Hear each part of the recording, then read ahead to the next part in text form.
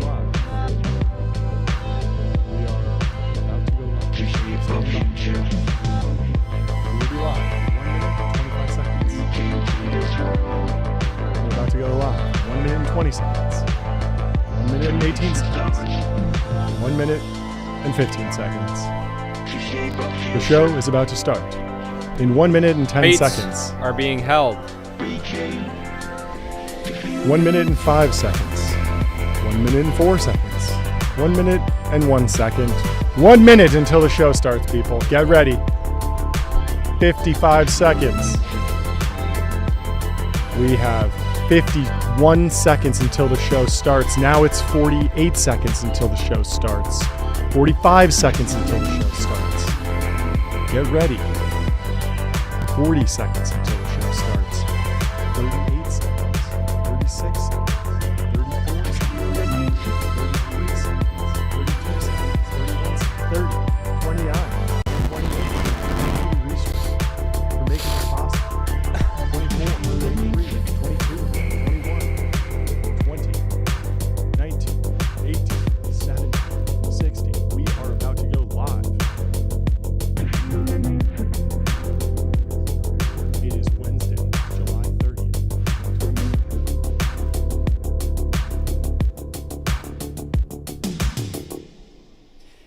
You're watching TBPN. Today is Wednesday, July 30th, 2025. We are live from Manhattan, New York. That's right. The fortress of finance, the capital of capital, the temple of technology. We That's brought right. the temple of technology with us to Manhattan. We're here live from New York City for a few reasons. What are we wearing? Stuff. We're wearing yellow suits to celebrate That's Ramp's fundraise. Ramp raised their Series E2 today. Congratulations As one to does. the team over there. As one does. We will have Eric Lyman joining the show in just a little bit. In about 52 minutes, he will be joining. Can't but wait. First, we got to talk about Mark Zuckerberg, That's who right. has been completely natified. Nat Friedman has They natified my boy. already having an impact over at Meta. Will Depew has the post. He says, LMAO, Zuck has been natified. Plain text, Times New Roman, now going to hit mainstream corporate media like a bomb.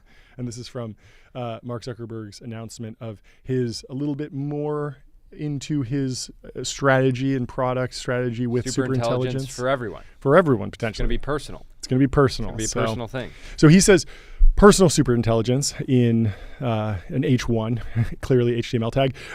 This is all in plain Times New Roman text. You can see the post. He says, over the last few months, we have begun to see glimpses of our AI systems improving themselves.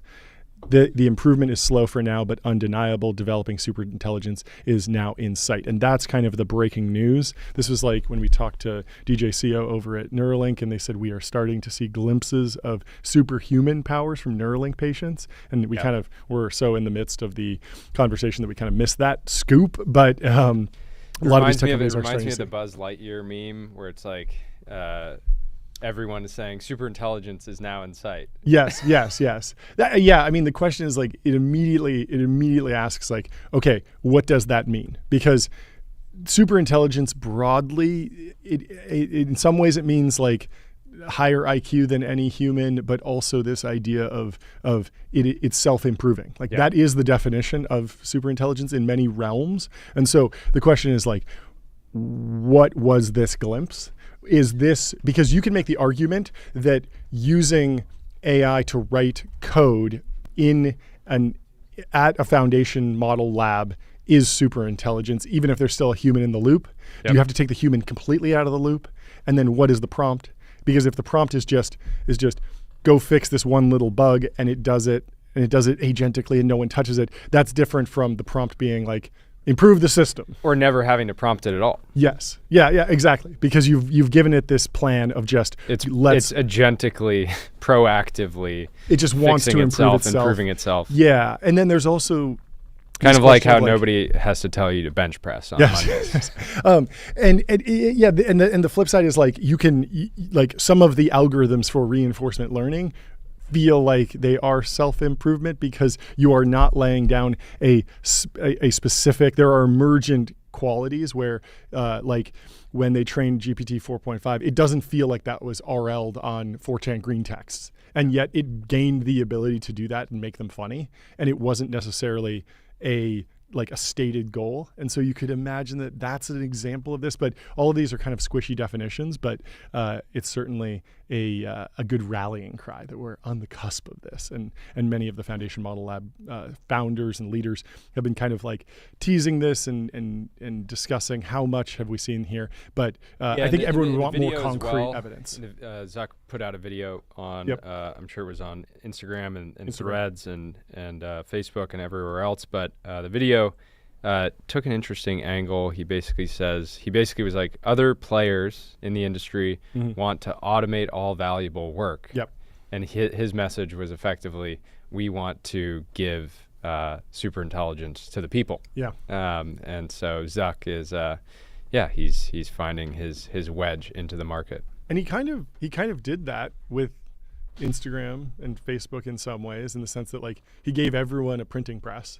He gave everyone a TV show or your distribution, potentially. It's in the algorithm. You still have to win, but everyone has the ability to publish now, thanks to him and YouTube and a lot of other services, of course. But the modern social media networks enable anyone at basically zero cost to stand up an operation that previously had very high fixed costs. Yep. In the sense of like you needed to own a TV channel or put exactly. wires in the ground or buy a radio tower to distribute your content. And now you can just click a button and go live or something like that. Yeah, and the messaging was broadly around AI to help you improve yourself, level up, learn, things like that. So it's a very optimistic message, far different than what some other executives in the industry have shared, which is an all white collar. The SSI thing is the most extreme, where it's like, we're not even going to give anyone this product. Like we are going to have full control over the super intelligence. We're building the same thing, but we're distributing it. Zuck wants to make it free for 5 billion people. And Ilya, so far, he hasn't really talked about this too much, but the vibe has been no one will have access to it. It will be completely self-contained, and so a dramatic shift from Anthropic as well was saying all white collar work or 50% of white collar work being replaced. Yeah, they kind of walked that back. Short timeline. But so the white collar work thing is interesting because Zuck does address that a little bit. So let's just read through a little bit more of his post. He says, "It seems clear that in the coming years, AI will improve all of our existing systems and enable the creation and discovery of new things that aren't imaginable today. But it's an open question what we will direct superintelligence towards." And this is the question on like white collar work, I suppose. "In some ways, this will be a new era for humanity, but in others, it's just a continuation of historical trends. As recently as 200 years ago," this reminds me of that guy saying like 300 years ago we were living in caves. But this is actually true. 200 years ago, 90% of people, of humans, were farmers growing food to survive. Advances in technology have steadily freed much of humanity to focus on less on subsistence farming for yourself, growing food just to keep yourself alive. You need food, so you grow the food, and then you immediately eat it, and then you go back to working on the food. And more on choose. At each step, people have used our newfound productivity to achieve more than was previously possible, pushing the frontiers of science and health, as well as spending more time on creativity, culture, relationships, and enjoying life. I am extremely optimistic that superintelligence will help humanity accelerate our pace of progress, but perhaps even more important, that superintelligence has the potential to begin a new era of personal empowerment where people will have greater agency to improve the world in the directions they choose. As profound as the abundance produced by AI may one day be, an even more meaningful impact on our lives will likely come from everyone having a personal superintelligence that helps you achieve your goals, create whatever you want to see in the world, experience any adventure, be a better friend to you, those you care about, and grow to become the person you aspire to be. Meta's vision is to bring personal superintelligence to everyone. We believe in putting this power in people's hands to direct it towards what they value in their own lives. Yeah, superintelligence for the people. This is distinct from others in the industry, not naming names, who believe superintelligence should be directed centrally towards automating all valuable work, and then humanity will live on a dole of its output. At Meta, we believe that people pursuing their individual aspirations is always how we have made progress. A job that was impacted by technology? What? Knocker uppers. These were human alarm clocks that would walk the streets of London with either a long stick or a device to shoot frozen peas at windows to wake up workers in the morning. So before, this is a real thing. Yeah, this was a real thing. before clocks, alarm clocks specifically, were widely used, you would effectively pay somebody a small amount to come up to your window in the morning and hit it with a long stick or shoot it with peas. So this was a job that was impacted by alarm clocks becoming widespread. How'd the Rooster Industrial Complex fare with that? Yeah, the roosters were down rocked by like we've been the original alarm clock. Of years. The original alarm clock. I would if I didn't have neighbors, I think I'd get a rooster. A rooster. Have you ever spent?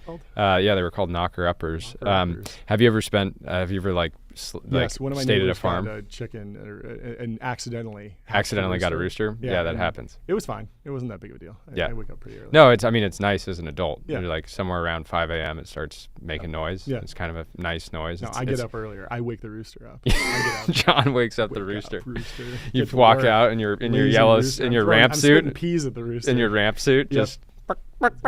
Yeah. Very good. Well, speaking of white collar work, the Fed holds rates steady, but two officials are backing a cut. There's dissent at the Fed, highlighting a fraying consensus among policymakers who are debating the effects that tariffs will have on the economy and inflation. So the Journal just put this out a few minutes ago. The Federal Reserve held rates steady for the fifth straight meeting Wednesday, but are faced with rare dissents from two officials seeking an immediate cut. These are officials within the Fed. Yes. Yeah. The decision followed. Obviously, they're facing dissent. There's another official who's also in agreement with them. Venture capitalists, and I was thinking about that the other day. It is interesting that if you look at real estate and private equity, VCs always get memed for benefiting from low rates, but in many ways VCs can continue to deploy into companies because they're just betting on that company's prospects over a very long period of time. If you're trying to deploy into real estate and traditional private equity when rates are high, things are way, way less workable. So I think big real estate and big PE are really trying to shift the ZERP blame on the venture capital class, and I won't stand for it. Yeah, I mean, there were a lot of companies that, like startups, that got hurt during the interest rate rise. Some fintechs were sensitive to rates, but many weren't. I mean, you think about banking products, and if they're like all of a sudden we went from offering our customers 2% interest on their deposits to 6% or 5%, and that just allows us to take a fraction of a larger interest rate payout every month. That actually improved their economics. Yeah, Mercury is the best example of this. Every time were they profitable? Yeah, they're printing money. They still are. Yeah.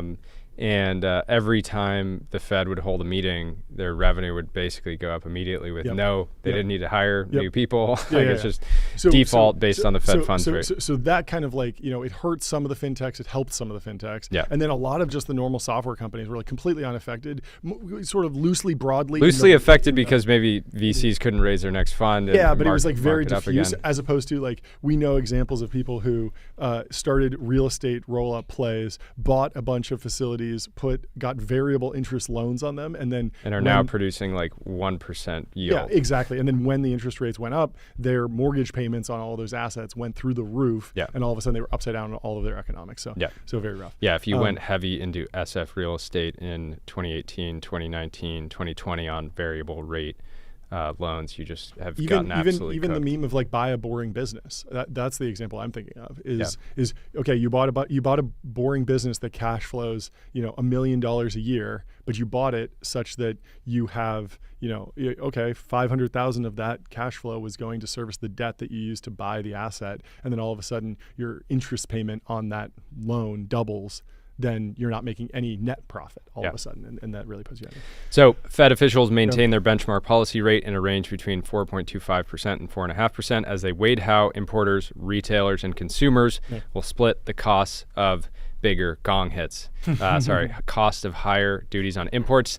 The outcome of hand-to-hand combat over who will bear the burden of tariffs figures to shape the trajectory of inflation and hiring later this year, which could resolve whether and when the central bank resumes cuts in the months ahead. So hinting at a September rate cut, or at least that's how people are kind of reading through the lines here. Yeah. I mean, also we blew out the GDP numbers, right? It was 2.2 was the expectation. It came in at 3. 3. Amazing. Quick hit. A lot of people are.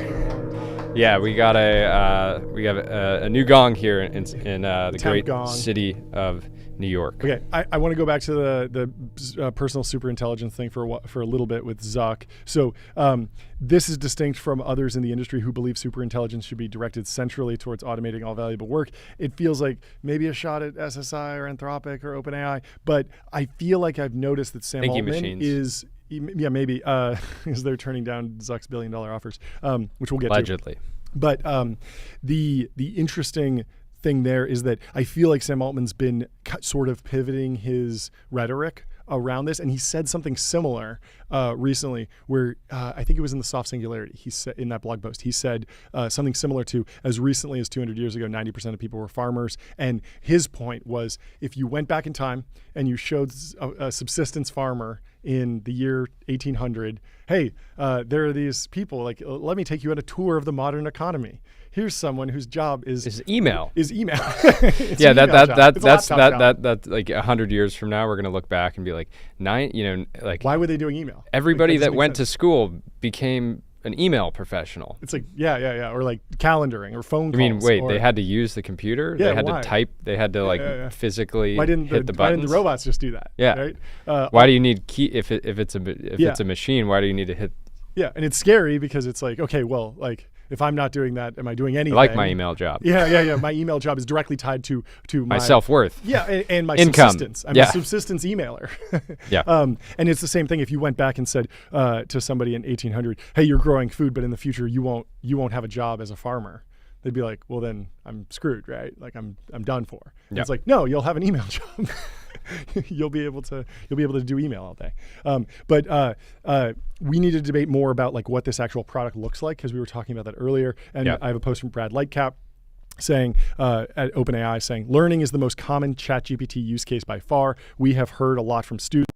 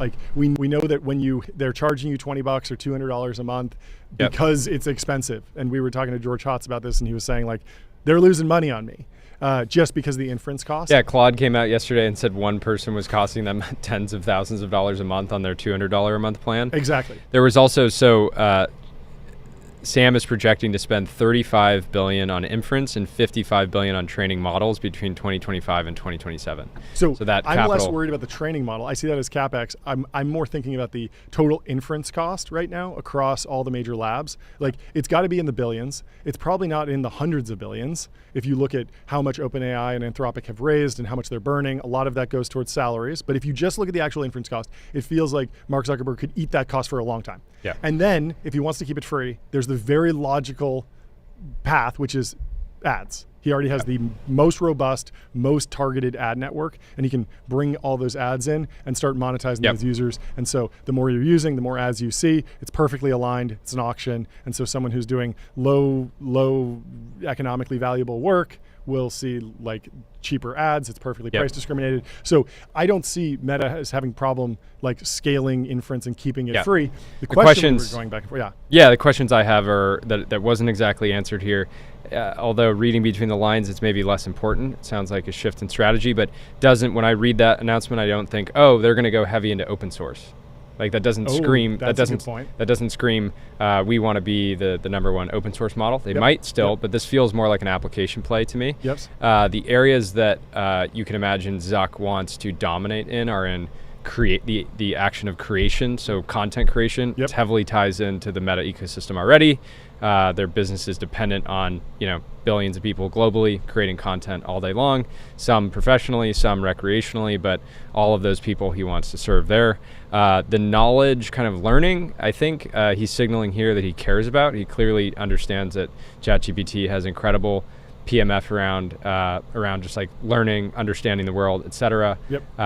And I could see him playing there. The areas that I'm interested to track going forward are how much resources go into this companionship, right? That's another area that's like driving up user minutes on ChatGPT, right? And we've talked about it before. That can ultimately threaten the time that, if people start spending 2 hours a day with ChatGPT, that's potentially 2 hours a day that they're, maybe they have it on audio mode and they're still using Instagram, but it's potentially threatening user minutes on his platforms. And then the big one, probably a long shot, but just search, right? I'm sure he's always search, multi-trillion-dollar market, very. He was going to launch a search engine for a while. Yeah, like there was back a in the point day. where the search bar in Facebook was getting so powerful that you could search the web. Never became a serious Google competitor, but was a plan. It was. And the other thing here to track is Threads. We got to do a proper new deep dive on Threads. Sure. I don't think when it launched we didn't even have the show, but it sort of launched, peaked in the charts, fell off completely, but I think it's building back up. There's actually quite a lot of activity there, and he's going to have confidence to see okay, I have WhatsApp, I have Instagram, I have all these different platforms that I can drive users to. I have the best ad engine in the world. Yep. If I want MSL to create these new consumer applications, I'm going to have the ability to get those in front of billions and billions of people. So it is a massive unfair advantage on the just training and inference and CapEx side, and then massive distribution advantage. OpenAI has benefited from tremendous organic virality, everything from just people telling their friends to these Studio Ghibli moments, etc. But yeah, it'll be interesting to see, okay, where does he really want to compete? Does it look like something like ChatGPT, that ChatGPT, again, is this incredible tool that allows you to do all these, anything you want. You can study with it. It can keep you company. It can help you with your homework. It can help you write emails. It'll transcribe a meeting. It'll make an S1 for you, right? And so those are the big things. It's okay, we have a much better sense now of where the team is going to be focused. Again, it doesn't read like open source to me, but it's still, there's so many different ways that you can kind of chop up the category and the opportunity. I have a rebuttal, but first I'm going to tell you about Vanta. That's right. Automate compliance and security and trust with Vanta. Go to vanta.com to check it out. So my rebuttal is that the question that I have, I agree with a lot of what you said. I guess the question is, I have this personal superintelligence. Do I want it in a Meta property app right now, or do we need a new app? And then if I need a new app, that's really hard. And that's what I was saying. Well, really hard, but at the same time, how many ways? I re-downloaded Threads because I kept getting notifications, and it would tell me something to the effect, it would give me 3 words out of an interesting post, and I could only see it if I re-downloaded it, right? Yeah. And so I'm just wondering about if I'm interacting, if I go to Instagram to do my homework, I'm going to get sucked into Reels, right? And it's I want to go to the library to study, and ChatGPT feels like a library, and it's been very difficult, even if you have massive distribution, to actually scale share of queries. Even I mean, Threads is a special. 7% right now? So Threads, I think, is a special case potentially because of the political dynamic of Elon Musk. Whereas there's no political dynamic between ChatGPT and Gemini. Google has massive distribution. They've been able to get to 450 million DAUs or MAUs, but they haven't been able to break over 10% of queries, share of queries, something like that. And so I wonder if, you launch a consumer app for studying and your personal superintelligence, the logical way to distribute Meta's AI projects and products is through their existing platforms. Yeah. And so and you can imagine that you're in the Instagram tab, you have a boring picture, it makes a Ghibli version of it. And even if you're in like imagine you're in a study group with a couple people in the same class in a WhatsApp chat, and then there's a super intelligent person, there's a super intelligent agent or AI in the chat with you, and you can talk to it and you can answer it right well, there. so and to be clear, they have the Meta AI app. Sounds like you're not a DAU yet, but it's number 3 on productivity. I imagine Zuck wants to get that to number 1. Okay. You could imagine. The other form factor here is obviously glasses, right? He's just invested billions into owning a piece of Luxottica. I imagine as part of that investment, it's going to probably make it so that other AI assistants can't get access to. That's actually maybe the better like personal super intelligence like tutor. No, and he says that in the video. He says that in the video. A lot of what he says in the video. Put on your glasses to read a book if you're farsighted. You put on the glasses, and so you put on the glasses to study, and then it's seeing the textbook that you're interacting with. It's seeing your screen, and but specifically like the Meta Ray-Bans don't have the ability to show you an endless stream of reels. And that's what I'm most worried about. Is that if no, they do though. Do you remember that? Yeah, Orion does, but not the Meta. I know, but that's where we're going. Yeah, I don't know. Maybe you don't think they want to merge Orion and Ray-Bans in the future? But I don't know. I just think that like it would be like. I mean, it's already you can already do products. If I had to choose 2 different products for an educational like environment, and I have one that's ad-free and distraction-free, and the other one is like, do you want to see this amazingly viral reel? I'm not betting that American students will be using Instagram to study with them at all. But yeah, it does feel like Zuck's vision is he's making a big bet on vision, VR, AR being the future computing platform. He talks about this saying, you're going to be in your kitchen looking at your fridge, and it's going to be like, hey, did you know that you could make this kind of quesadilla? I see you have the ingredients, I'll give you a recipe. And then you just like make it, and it guides you through it. And then again, like you said, you're reading a textbook, and it's popping up. You can ask questions in real time to the AI based on the information that you're seeing, or you're studying, or even the interesting data point. I think it was yesterday they came out and they're saying they're letting applicants use AI in coding interviews. Yeah. Which is total Cluely victory. Credit to Roy Lee there for making cheating. Controversial branding, but directionally correct. Yeah, for sure.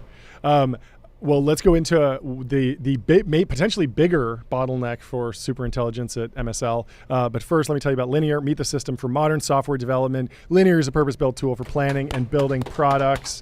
Interesting comment. This comes from Rihard Jark. An interesting comment from former Meta employee. Energy is the biggest bottleneck right now. Yep. Even if Meta wants to spend $100 to $150 billion on CapEx for AI infrastructure, they can't. It's not just NVIDIA. It's not TSMC. Transformers, power equipment, cooling equipment, and the availability of power is all limited right now. Schneider Electric is completely booked until 2030.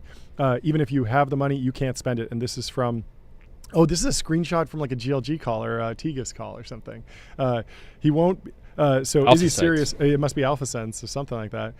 So they're talking about Meta CapEx, and they talk to this anonymous expert who is clearly a former Meta employee. Says, yeah, there's no way you can spend $150 billion right now. If we look at any of the transformers, not the machine learning architecture, but the actual physical energy transformers, or any power equipment or cooling equipment, or even construction or availability of power, there's no way it's going to happen. If you talk about Schneider, who supplies a lot of the power equipment, they're completely full until 2030. They're not negotiating on price. It's basically you're lucky to get an order. Everyone talks about NVIDIA, but there are many other things beyond NVIDIA for this thing. Even if you have the money, you can't spend it. And Josh Steinman quoted this post and said, if you're an American engineer and want to lead the technical aspect of building a transformer company, my DMs are open. So apparently there is a new American transformer startup. Remember, I've been asking. I asked the transformer co-founder of CoreWeave, and I also asked some semi-analysis folks. Like, we've all learned about NVIDIA, then we all learned about TSMC, then we all learned about ASML, then we learned about SK Hynix, the memory supplier. Like, we've learned the entire supply chain of AI, and I was like, what's the next company we're all going to need to learn about? And it sounds like it's Schneider Electric. I've never heard of this company before today, but we got to dig in and understand, do they have competitors? Is there an opportunity? What's going on? I'm very curious to know how Schneider Electric works. But continuing on Zuck's This is a French company. Founded okay. in 1863. Founder mode.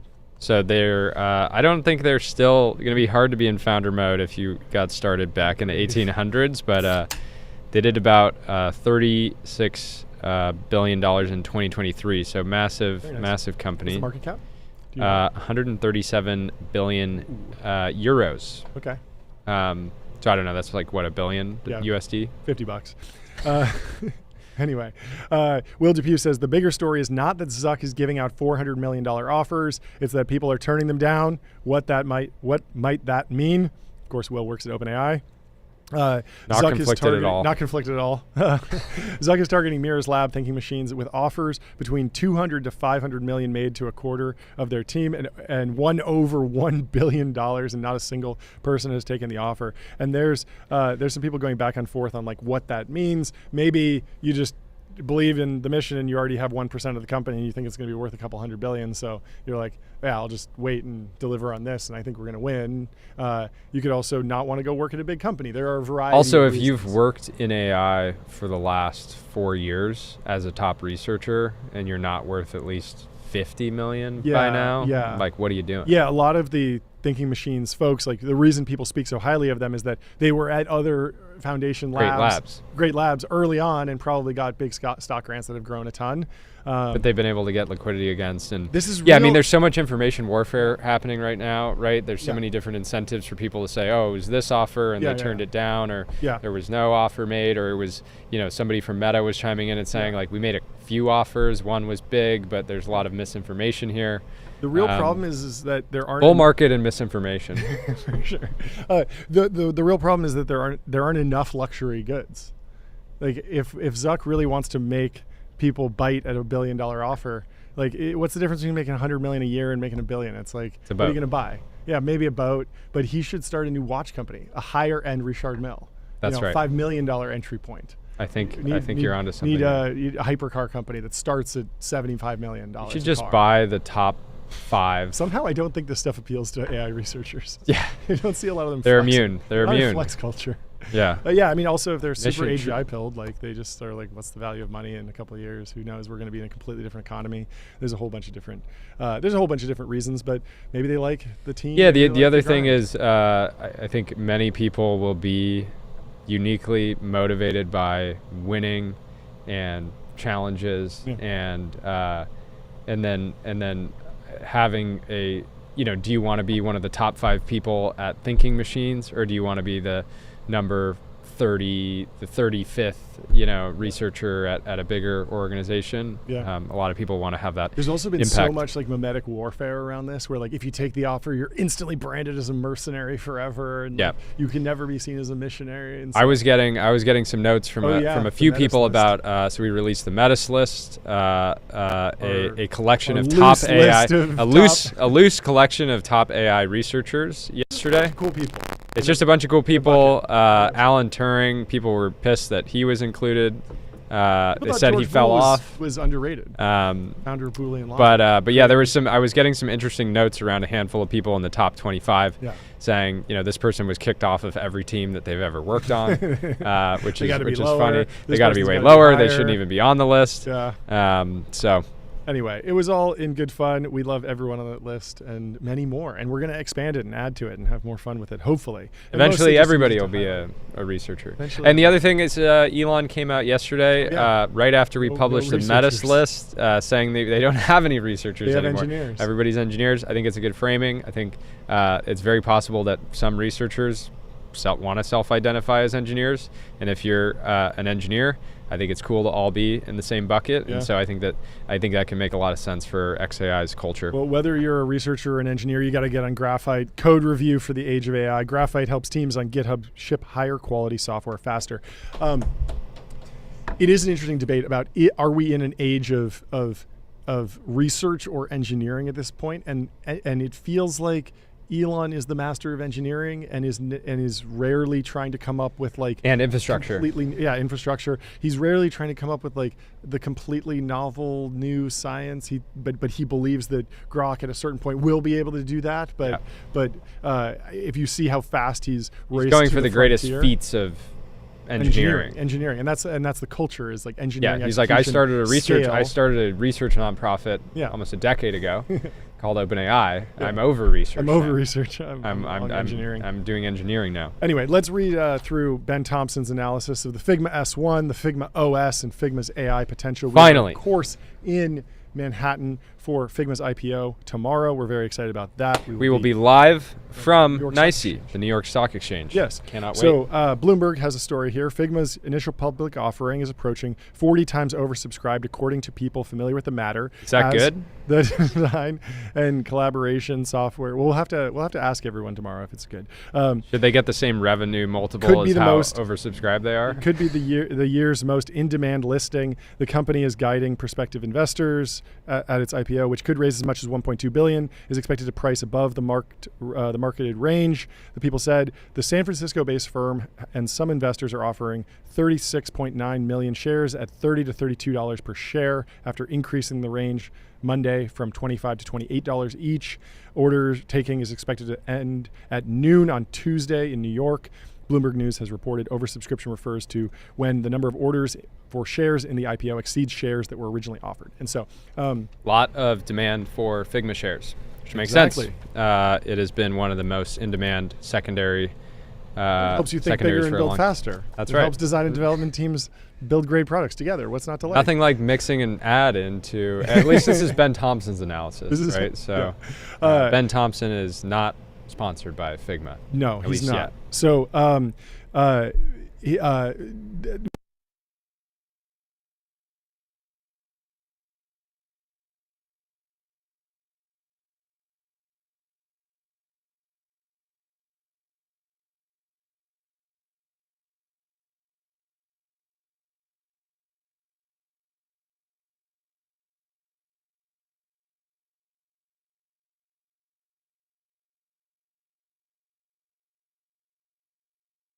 and excluding one-time fees, the company is profitable with a 24% free cash flow margin. We had a friend of the show come on and break down the S1 when the numbers dropped, and it was kind of like the dream case for SaaS, right? For coming out and immediately being the top, from a purely metrics-based look, the top SaaS company in public SaaS company in the world. And of course, a lot of people point to the rule of 40. You add the growth rate to the burn rate, how much money you're losing. If you're losing a lot of money but you're growing really fast, that's fine. If you're making a ton of money but growing slower, either way, they should add up to at least 40%. Higher the better. And if you add Figma's up, they're in the 70%. So well beyond 40%, according to the rule of 40, which is of course exciting to the venture capitalists who popularized the rule of 40. They basically created profitability. So he says, I think you can make the case that an $18 billion valuation is in fact too low. Indeed, I think you could make the case that the company is worth more than $20 billion. Adobe agreed to buy it for $20 billion back in 2022. That, of course, is despite the rise of generative AI, which at first glance appear to be a threat to Figma, because you just go to ChatGPT and say, hey, build me a collaborative software tool. And maybe it just don't make mistakes. Don't make mistakes.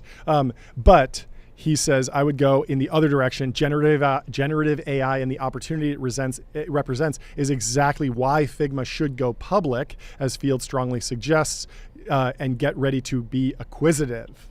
Get ready to get bought. Do some deals. We love a Dylan Field deal. The Figma OS, Ben says the reason why I'm optimistic about Figma comes from my belief that Figma is not simply design software, rather it's something much more fundamental and valuable, an operating system with a collaboration built in.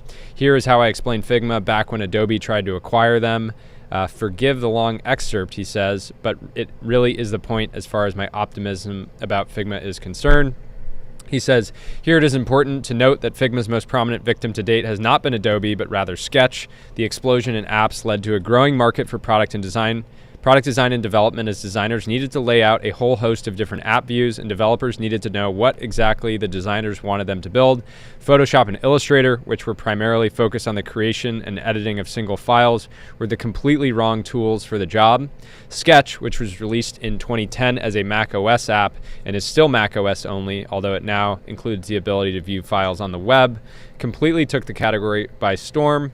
Adobe eventually responded with Adobe XD, but not until 2015, and the product is still in third place. Sketch, though, is now only in second. Really quickly, let me tell you about AdQuick.com. Out-of-home advertising made easy and measurable. Continue, Jordy. Chris, the CEO of AdQuick, is in New York as well. Yeah. We're going to try to meet up with him in a little bit. Sketch was not a disruptive product. It was, like Adobe's products, a desktop app. It just delivered a solution to an emerging product category that Adobe was slow to respond to, and that was like the designing of web and mobile products. Yep. Figma, though, was something completely new. The company, which was founded in 2012, made a bet on the browser and spent a full 4 years building V1 of the product. This included, which is just so funny because normally if you talk to a founder building a software company and they said, yeah, I'm 3 years in and I haven't shipped an MVP, you would just immediately write the company off because why haven't you shipped? Yeah. In this case, it was necessary. They quit your job, raise $10 million, vibe reel, launch video, slop product in 2 seconds. That's the flow, and then a ton of bugs, and then sort it out, and then maybe it works. But it's don't worry about securing personally identifiable information at all. Just get to the top of the charts and figure it out later. So this included writing the editor in C++, cross-compiling it to JavaScript using the ASM.js subset that let it achieve desktop-like control of memory and performance, and building its own rendering engine from scratch using WebGL, which had only been released in 2011. WebGL was the why now for the business, and Dylan was very early to recognizing that. It was the epitome of leveraging new technologies to compete on a new vector, which in this case was collaboration. Mm-hmm. And anybody under the age of 25 probably doesn't remember the pre-Figma era, but having different files and sending them back and forth and sending comments by email. It's just even personally, I only briefly was working without having access to Figma. So Ben says, think about my brief description for this product design and development segment. Multiple app views created by design and implemented by engineering imply at least 2 different people working on a project, a designer and a developer. In reality, the huge number of views and increased functionality in apps meant that there was an increasingly large teams on both sides. Sketch definitely made it easier to design an app in one place, but it did nothing to make it easier for teams to work on the app together. Figma, because it was native to the web, effectively got collaboration for free from the beginning. Yeah, this is a crazy screenshot. I don't know if we can show this, but on Figma's website, the company compares itself to Adobe XD, but I use Photoshop and Illustrator. Don't stop. We believe you should use the best tool for the job. If you're photo editing, choose Adobe Photoshop. If you're doing detailed illustrations, Adobe Illustrator is a no-brainer. But if you're looking for the best tool for UX design, Figma is here for you. Plus, you can easily import images and SVG code into Figma and have your cake and eat it too. And so putting the competitors' products right there. So and recommending eventually Photoshop and Adobe did launch a competitor called XD. And XD wound up is getting killed by Figma, but no one ever subscribed to Creative Cloud for XD. You just used it because it was here, says Ben Thompson. Here's the problem, though. To the extent that Adobe's products were being used as part of Figma's workflow was the extent to which Adobe was slowly but surely losing control of its long-term relevance. Figma could, for example, start investing much more heavily into its photo editing or illustration capabilities, rendering Adobe's products increasingly unnecessary. What is more threatening is Figma's cross-platform capabilities.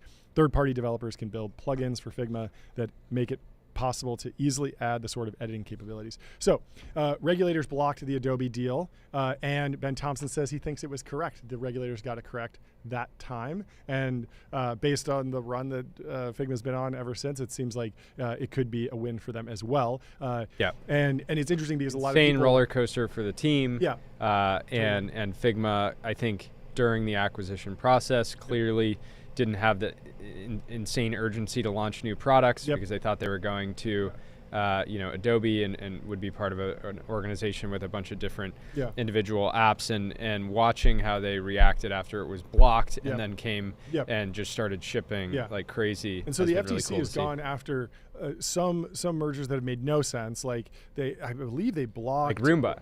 The Roomba one, that one didn't make sense. The worst example I can think of is Meta bought a VR fitness app, and they said that Meta was trying to create a monopoly in the VR fitness market, which is just not a market at all. It doesn't even exist, and I don't know anyone that does VR fitness, and it's very rare. And so it totally makes sense to let that team get an exit and go hang out at Meta and try and work on this until creating the market for VR. And then as soon as it takes off, there's going to be a ton of competitors immediately. And so it seems like totally fine to let that one go through. And then there are other sides where like truly there are like two players and they're merging, and there's going to be a lot of competitive dynamics that come from that. Anyway, let me tell you about Bezel, pre-owned luxury watches, authenticated in-house. Bezel is the top marketplace in the world for authenticated luxury watches. And again, just more context. So Amazon's acquisition of iRobot, the maker of Roomba, was blocked due to antitrust concerns, which was primarily from the European Commission.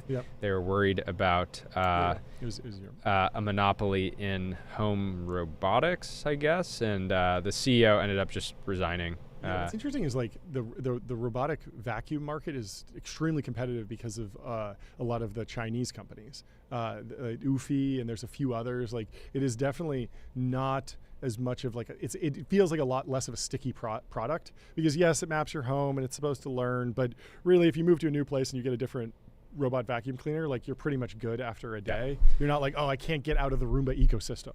Whereas like even Sonos is stickier than that. And so I never had a problem with that. And iRobot shares are down 95% over the last it actually got blocked and then they just got cooked. Yeah, they actually went public July 31st, 2020. No way. Stock popped to $133 a share by early 2021. It's now sitting at $4.28. What's the market cap? 130 million. 130 million. So a little bit of value destruction from the European. Imagine how frustrating that'd be. You're like, I think I'm getting out to like the most logical acquirer possible. So Figma's position and the AI potential. Consider the position Figma has in the software design process. First, Figma enables collaboration, their original differentiator from Adobe and Sketch. Second, Figma creates one canvas for app creation, everything based on the same URL instead of files that are passed around with increasingly absurd file name appendages, final, V3, V4, V1, final. Third, Figma serves as a source of truth for an app's design. These capabilities seamlessly translate into AI-enabled workflows. And these capabilities seamlessly translate to AI-enabled workflows. Collaboration today between a host of humans could very well mean coordination and orchestration of AI. Critically, Figma isn't assuming or relying on an AI doing everything. Granted, that is a theoretical threat to the company, but the problem with AI-only development processes is that they are extremely difficult to debug or decompose. Figma gives a natural canvas to add in AI. So, Ben Thompson kind of closes out talking about Figma as the OS of design being important. What operating systems have is coordination and orchestration abilities, one canvas where all the work happens. So and the source of truth. And then for now, Figma gets its nascent AI, it gates the capabilities behind a full seat license, i.e. the most expensive plans. They also have usage-based model, but Ben Thompson is advocating for Figma to move towards some sort of usage-based or task-based monetization model. This is what selling Salesforce, Salesforce is selling the end product, exactly, as opposed to seat-based. And so that will be a business model transition. And he says that the transition will be tricky, and it's arguably the best argument against Figma going public, because if all of a sudden you shift to, hey, we don't charge per seat, we charge per finished design or finished website or shipped website, then all of a sudden you could see that you wind up with a much better business model 4 quarters out, but you have 2 rough quarters, and the public markets don't like that. And people always talk about that being one of the reasons, one of the drawbacks of being public is that you have a lot of investors that are a little bit more short-term oriented. But he says, I think, however, that it is notable that Field mentioned M&A in his argument for going public. Figma would do well to start acquiring AI companies to plug into every aspect of its stack, particularly now when AI capability is nascent and not yet a threat to Figma as a whole. Above, I was skeptical about AI replacing Figma, but that is a skepticism that is relevant for the short term. Figma's task is to replace itself before anyone else has the chance in the long term. So, and I am very excited for tomorrow. Before we have our guest, should we talk about friend.com? We should. We're going to give him a call in later. 30 minutes. Quickly, let me tell you about ADIO Customer Relationship Magic. ADIO is the AI native CRM that builds, scales, and grows your company to the next level. And we have Eric Gleiman in the studio, correct? Get over here. Go. Eric. Congratulations. Looking sharp. Oh my gosh. Great to see. I love these. Grab a seat here. Great to see you. You got a Celsius there. Fantastic. Welcome to the show. Thanks. Our humble New York Temple of Technology. Yeah. Give us the update. What's the news today? Break it down for us. Great jacket, by the way. Yeah, you look got fantastic. Little touches of yellow in there. It's not quite this. yellow enough for my taste, but there is a little bit of yellow. By the way, tones in it. our tailor designed these to celebrate and really symbolize saving time and money. And Yes. so I think they did the job. I'm Understood the overwhelmed. assignment. We'll get you one too. We'll definitely get you. We got to do this. We got to guys. go man on the street in like Times Square. What do you do for a living? What business do you run? Do you want to save time and money? Let's get you on Ramp right now. We'll introduce you to the CEO. Ramp.com. It's phenomenal. Yeah. But break it down for us. What happened today? Yeah. Well, first, I mean, we might need a bigger gong. I know. We're going all- Traveling. You have no idea. We're going to the ends of America to get an American-made gong, and we're looking for something that will actually be floor to ceiling. Yeah. You know, it'll be something like 20 by 20. So working on that. I look forward to hitting it for the next Yes, one, the next one. the Series E3. Yeah. Break it down. For us. This is phenomenal, guys. Thanks for being here. Of course. Here in New York, the capital of capital. Yes, it is. It really Temple is. of technology here at Yes. TBPN. No, it's we raised $500 million at a $22.5 billion valuation. There we go. There's a nice ring to it. I'm really And getting to appreciate all the and gongs. I'm losing track, but it seems like Ramp has not been able to get a fundraise public without it leaking, 5 days previously to the press. But this is official. I'm glad to make it official here. It is official. It's the right valuation. And look, I early on in my career, I got this advice that the biggest battle a startup faces is people not giving a shit, people not caring. And so, you know what? We're happy that people care, even if things come out a couple days before. Yep. But we feel super lucky. And so that's the big news of the day. But I think so much what we focused on today, especially in the raise, is what we're going to do with the capital. Yep. Between the last raise, which we were proud to hit the gong for here 6 45 weeks ago? days ago. Yeah. 6 weeks ago. Some of it actually came from the product. We launched our first AI agent for controllers, and the data was like nothing I'd ever seen before. Interesting. So that catalyzed this. 100%. Yeah, that's my big question. Yeah. Like, why E2? Why not F? And then also, it feels like you're like the king of like a bunch of fundraisers in a short amount of time. Yeah. Like there's clearly some benefits to that, but why not? I got to just give one some credit to the massive- business, John. I mean, Eric's a great CEO, but the business is really, Well, we haven't talked about this before. Yeah. Like, we'll share it. Like right now, July is pacing. We're pacing to do 20% more purchase volume in July than June. Like it's been 1 month. Like the business is growing extraordinarily quickly. What's that meme with the guy on Hot Ones where he's like, No, guys, don't talk. We need to. It's have Celsius, but no. That's insane. The business itself is growing. I remember, I'm sure back in 2020, you'd be happily sending, investors like we grew 20% month over month, but on whatever, 1% of the scale. Yeah. So really wild.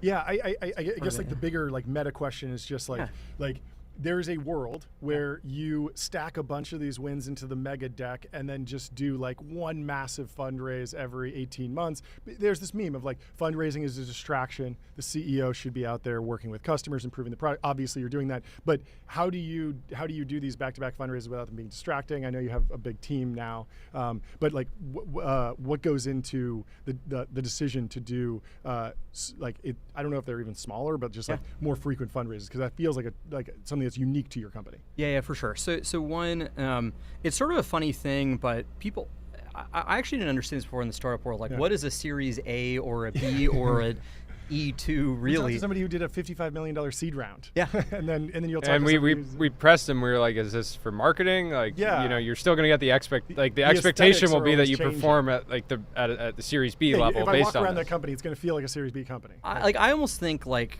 calling things by letters is totally silly. All it actually meant was we had a set of documents that we use whenever financing happened. There's hundreds of pages of documents that go back and forth between company and investor. Yeah. Calling it an E2 just meant that we used the exact same documents. Save time and money. Save money on lawyers. No, it was really just that. So look, it was very efficient to get the financing done. Yeah. And I also believe a lot in this concept of marking to market. Yeah, totally. Of in real time, what are companies ultimately worth? And when you look at the fundraise from about a month and a half ago, I think is when it was announced, done earlier. We raised, I think in exchange for about $200 million, approximately 1% more shares came onto the cap table. Sure. So it was a very small amount of dilution. Yep. With this raise of $500 million at 22.5, it's like 2-ish%. Yeah. See, these are not that dilutive. Yeah, it's not completely restructuring the company, but it's giving you a more modern mark. And adding to the war chest. Adding to the war chest, and I think it's a good thing because one, allows people to invest at the right point in time, but two, because you're not raising far ahead of where metrics are, it means that the company's not that distracted. Yeah. For the actual organization, like we've just been obsessed with going. Yeah. And you're not in a position where everyone's like, oh, like at this valuation, like Ramp doesn't just need an Act 2, but they need an Act 3, 4, and 5. Like they gotta, create super intelligence and all this crazy stuff because like it's like based on the actual progress of the company. 100% right. Makes sense. I want to talk about the product. I want to talk about the AI agent thing. The interesting, my experience with Ramp was that it was in many ways an AI agent before AI agents was a buzzword. And I know that obviously when you scan a receipt, it goes through an OCR process and the text is extracted from the image. Yes. And then I would assume that you were an early adopter of LLMs to help clean that up. And that was in many ways a more like a super magical AI agent experience, but I'm not prompting it. Yeah. It's just something that's happening in the background. Invisible. Yep. Ramp, it's invisible. And you're using some, deterministic code, some probabilistic code, some older machine learning algorithms for OCR, some newer LLMs to clean up the data and tag things and say, this is a restaurant, that's a flight, and do all the magic that helps categorize expenses. The question is, like, it feels like a big shift to put the agent in the hands of the user. Mm-hmm. And so you said that you're seeing like incredible adoption. What are people actually using for? What's the feedback? And what else are the learnings of like where that goes? Do people want that, or do people ultimately want to be able to prompt a few times and then have things baked into the core behind the scenes workflows? Yeah. So I feel like, so let's talk a little bit like what are like AI assistants? Yep. What are AI agents? Yep. What's the distinction? Because I actually think people are like pretty sloppy with the two. And so I feel like, to be clear, if you want to raise money right now, you just build SaaS and call it an agent. Yeah. Boom. Yeah. But let's talk. We have a lot of people who are building, who are listening to this podcast. So I think first for assistants or co-pilots, the idea is a person prompts, the co-pilot will review it, will make a recommendation, but then ultimately it's on the human to go do the work. Mm-hmm. I get a recommendation, I input it back and forth. This is maybe similar to an experience that you might have on a ChatGPT or that kind of a thing. An agent is a bit different. Mm-hmm. What you do is you give it instructions and access to tools, and you say under certain conditions, if you see an outcome that I've instructed you to drive, just go do it, right? And forever, essentially. Forever. Yeah. And I'm going to modify things from time to time. But it's a little bit more similar to like, let's say you hire an intern or a new hire, you teach them how to do the job, you watch a bunch of times. Ongoing basis. And then they go on and you periodically check the work. And so that's a bit of the distinction. And one of the, if you think about what we're actually optimizing for, one of the core metrics is we look at what was the amount of work that a ramp customer was able to do in a single, let's say in an hour or in a minute, right? And so as we look over the years, that's gone up a lot. And if you joined in 2023, mathematically we can show that you are categorizing 3 times more transactions, pulling in 3 times as many receipts, whatever the metric is, as you did just 2 years ago, for every minute you're spending on the site. So it's all to say, like, every minute is counting for 3 times more. I think that ratio should be 30 times more. And if you look at what happened, so we made this announcement about 3-4 weeks ago, for this first AI agent, and we had early adopters, Notion, Webflow, Quora. The stats just absolutely shocked us when we looked at this. Functionally, these companies were able to get 15 times more work done, transactions categorized. But the more interesting part is these agents were way more accurate. These agents all day, like they know the expense policy better than any manager at the company. And so it was 99% accurate. It got a lot more tasks done. And suddenly, like for many people who've worked at large companies, you spend like an hour just reviewing expenses and you're like, why am I spending an hour reviewing like someone's Uber or their purchase? And that's just gone. And you're focusing on actually interesting exceptions. And so where I think this kind of adds up to is for a lot of years, people had to be forced to like learn how does software work and how do I think like software? How do I learn to use Salesforce? How do I learn to use Google? How do I learn to use Excel? Now we're teaching these software programs to think like people. And that means you can teach software functionally the same way you would an intern to go and figure out what expenses are in and out of policy.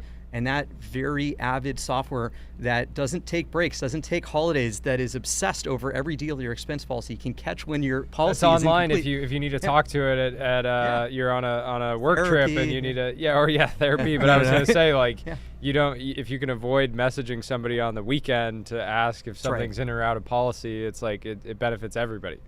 Yeah, that's exactly right. No, and I think you're bringing up like another point of like a lot of work is sort of if this and that. Like if you get you want to buy a new piece of software, and that vendor sends you like a quote. Then procurement negotiates it. Once procurement's negotiated, then legal takes a look at it. Once legal says it's fine, then finance says, is there an invoice? And we go and pay it out, and then it goes into accounting. But if you have lots of digital agents functionally all the time online and responsive, these things can occur simultaneously. And so it means actually instead of waiting days to go and onboard a new vendor, it can be done in minutes. And so it just means it's much easier to do work. And I think the big picture of like, why are we here at all? It's actually just to save time and money to make it easier for more companies to operate, and that's what this stuff adds up to. It's really nice when you don't have to update your mission statement. I know. As new technology. I mean, this is we've talked about Google's original mission statement, which is loosely like organize and make the world's information like valuable, right? And it's like, okay, well, generative AI like does that very efficiently. Agentic workflows applied to finance saves people time and money. It's the same mission. I want to take a post about a post from Keith Raboy. He said 5 out of 6 board meetings he had in the last couple months were about how to design a company's organization for AI. I'm interested in, and we've been debating this in the context of meta superintelligence, is artificial intelligence an app like Facebook, Instagram, WhatsApp, or is it like their finance team, like their infrastructure team, like their database team that sits across all of the apps as like a service layer? And I'm interested to know, like you have a product now, and I imagine that there is a team that is working on building that product, and that product has AI in the name.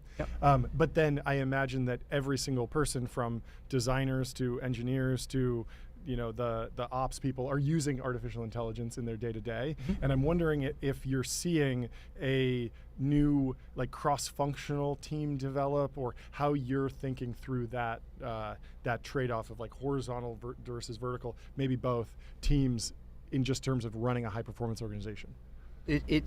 I loved his post, and I think it's actually like, I'll put it this way, like, I don't think most people have really come to terms with the reality that like computers can like see and hear and like think now. Yeah, it's crazy. It's so different, and like if you're like just going and repeating the same organizational structure that like was in place when none of these were possible, like it's a little bit of like, are you awake? Like, this actually is the right question, and one I think people should be spending a lot more time in earnest. We need more business. We need some new business, management textbooks. It's true. Like, yeah, for sure. It's a joke, but there's no like enduring. And so if you have a whole piece of your org chart that doesn't have any AI on it, like you're going to ship that in the product, and then people are going to be like, wait, this piece of the product feels very manual and like web 1.0 almost. Yeah, one thing that happened yesterday was Zuck basically saying you can now use AI in your coding interviews, which sounds insane. Like, wouldn't you want to still hire for people that might just naturally be good at engineering and then get better? But he's basically making the statement of, no, we're so committed to this new paradigm that you should use every tool you have available to do the best possible work. I think it's totally right, and I'll admit something. Even for people who are interviewing soon, there are some job functions at Ramp where it is actually not possible to pass an interview or a coding interview without using an LLM. Wow. And that's intentional. Yeah. It's actually intentional to figure out, like, are you curious about that? Are you using these tools or not? It's not a question of IQ. I think there's brilliant people who don't need an LLM to think, but I think that the capabilities of being able to access an extraordinary amount of compute as well as specialized knowledge, why wouldn't you? And it's like, just because Scott Wu could do a problem in his head doesn't mean he shouldn't use a calculator. Yeah. It is funny. Like one of the old like coding challenges was this thing called FizzBuzz, where you try and write out numbers from 0 to 1, and if it's odd or if it's divisible by 3, you write fizz, and if it's divisible by 7, you write buzz, and then if it's divisible by both, you write FizzBuzz. And it's like a very basic coding challenge, but it always assumes that you have access to Python. Like, and it's not saying, okay, you have to go and like fab your own semiconductor to do it. And so it makes sense that like we are in the age of LLMs. Like, that's going to be a tool that don't we give expect Eric you to pull ideas. off the shelf.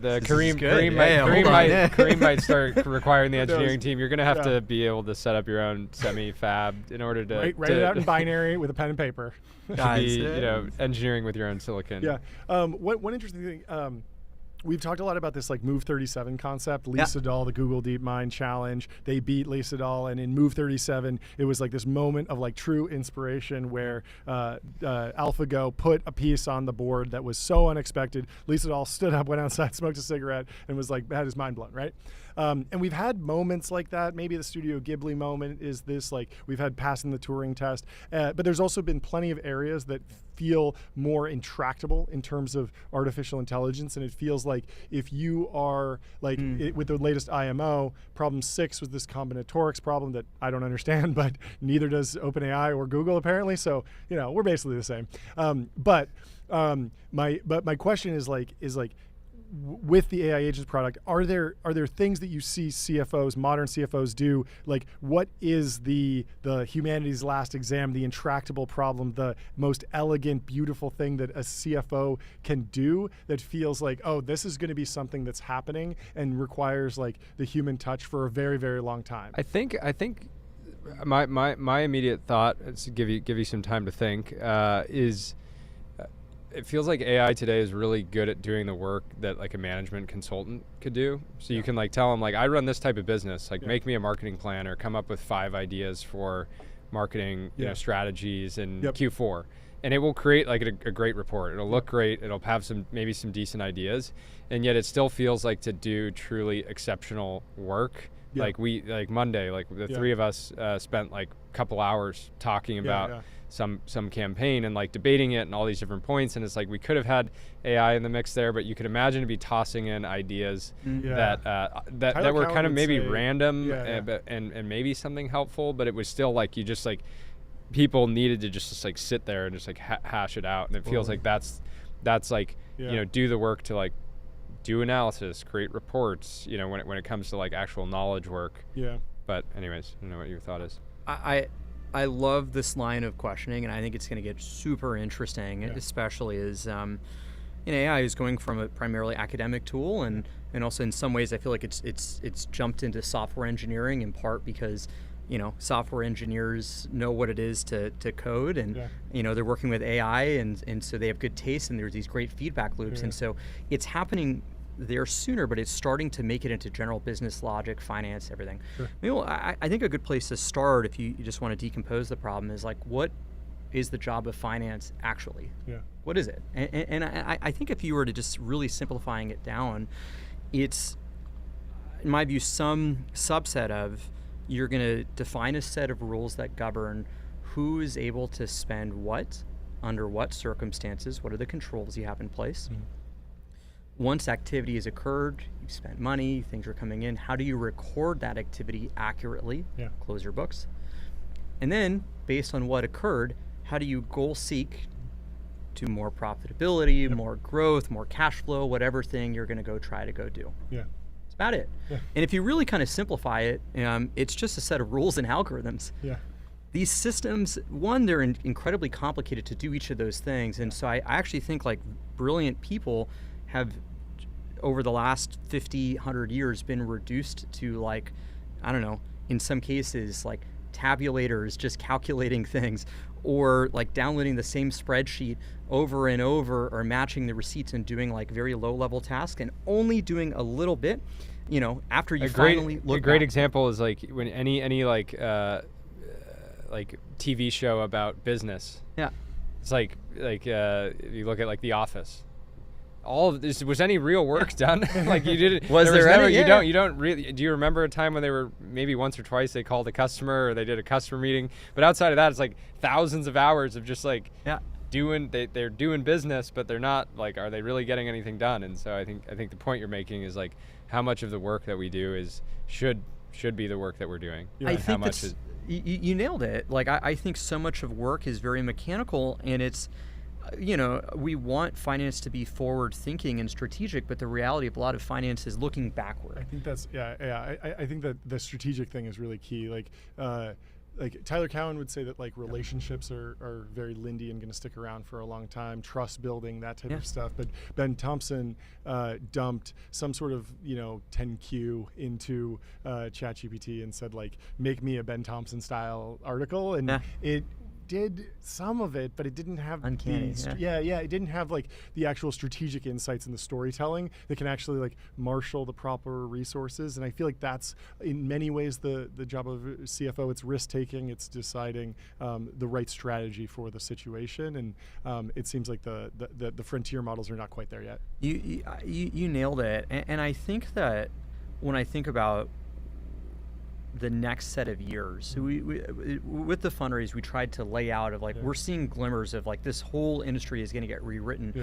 What do we think the industry looks like over the next 3 to 5 years? What does the org like look like? And we laid that out in the post. But I think the biggest transformation is like really, I think most of the finance function today, unfortunately, is very backward looking. Sure.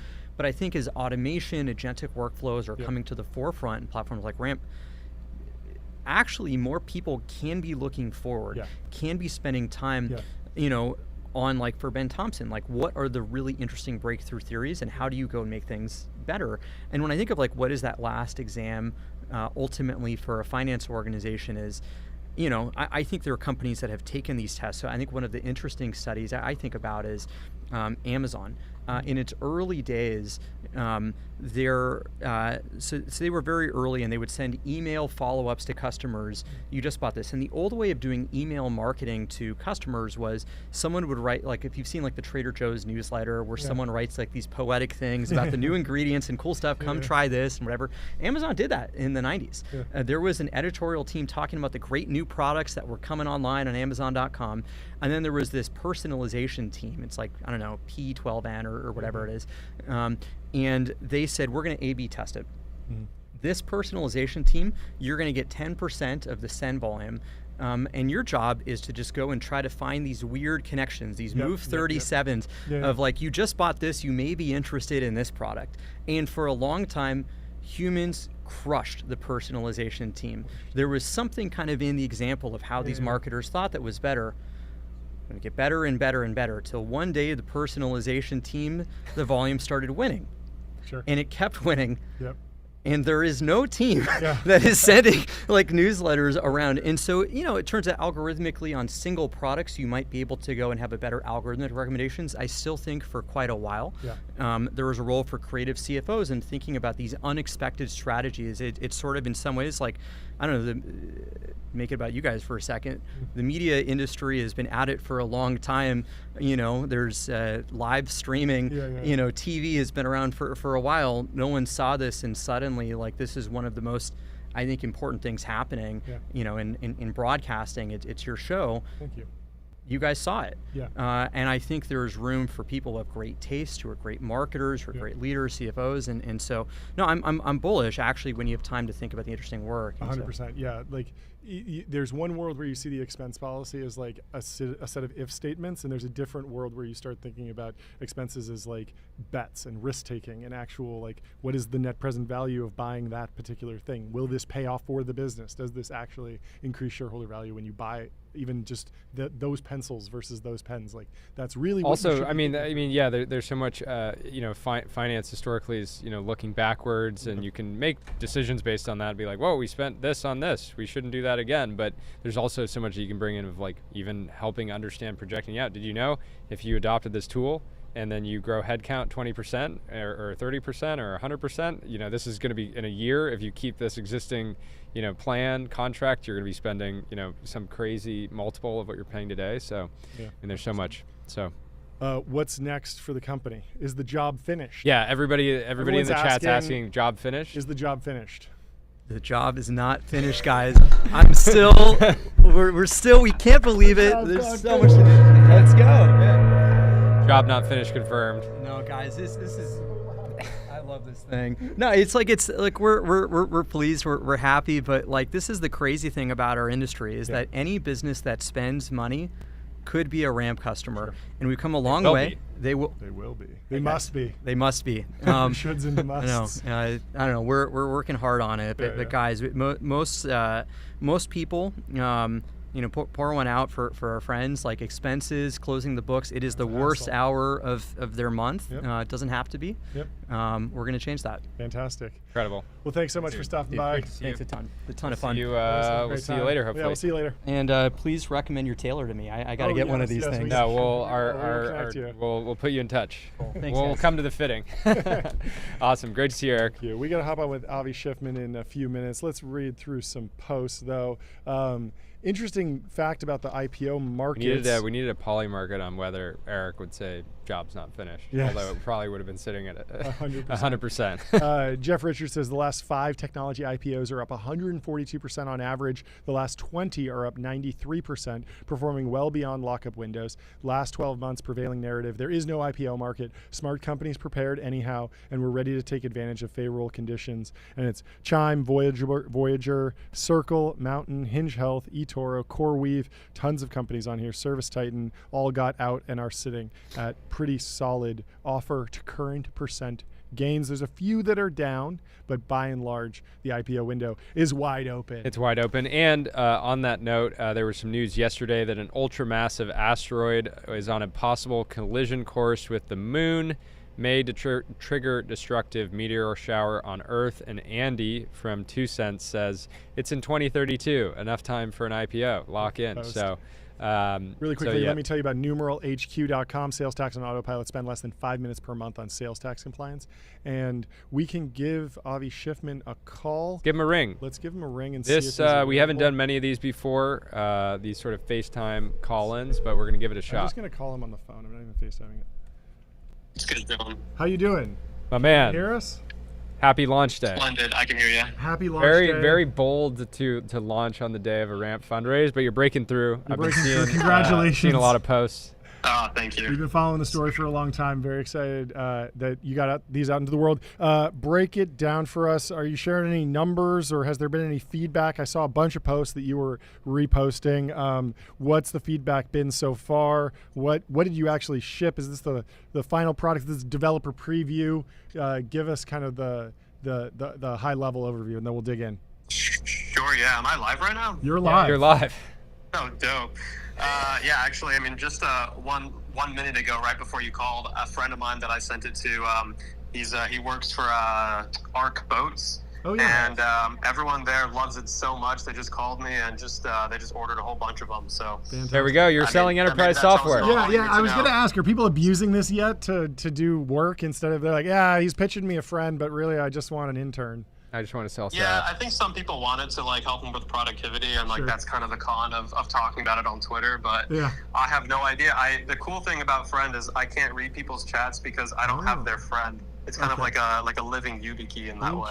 Interesting. Is it on device or just like end-to-end encrypted or secure somehow, or what's the actual philosophy? It's kind of just. I look forward to seeing people try and crack it, but it's basically encrypted in sorts on the device. There's like a key in each device that like I don't have access to. Got it. Because I don't have the actual friend. But anyways. How much do people pay for these? Some people are $129. This guy Kyle. Yeah. What did you say? I was asking how much people paid. $99 for the pre-orders, but now they're for sale for $129. Price of the bricks going up. Dude, I would never ship a developer preview. This is the final. This is ready to go. Ready for the big time.